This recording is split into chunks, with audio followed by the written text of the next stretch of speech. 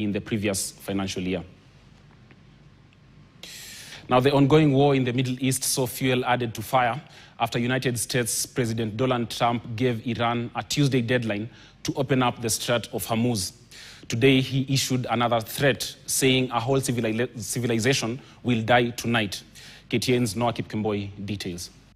Just a day after an explosive with a touch of explicit post threatening to target power plants and bridges if Iran will not open the Strait of Hormuz by Tuesday. Why did you use such vulgar language in that social? Only to make my point. I think you've heard it before.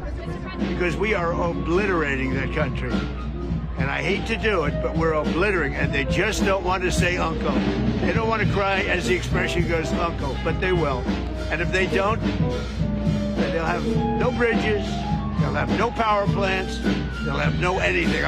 Today, he's doubled down, saying that a whole civilization will die tonight, never to be brought back again. In response, Iran Foreign Ministry spokesman Ismail Baghei said that should Trump's threats materialize, they would reciprocate. That in case Iran's infrastructure is attacked, we would react in kind.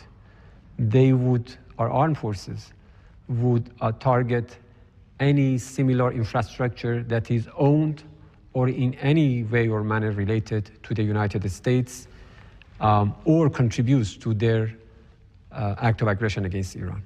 A framework to end hostilities put together by Pakistan could potentially end the conflict after Iran turned down earlier U.S. demands such as the 15-point plan for being excessive. And you know, the people there now are much more reasonable than the lunatics that you had in phase 1 and phase 2. They were lunatics. The people that we're negotiating with now on behalf of Iran are much more reasonable.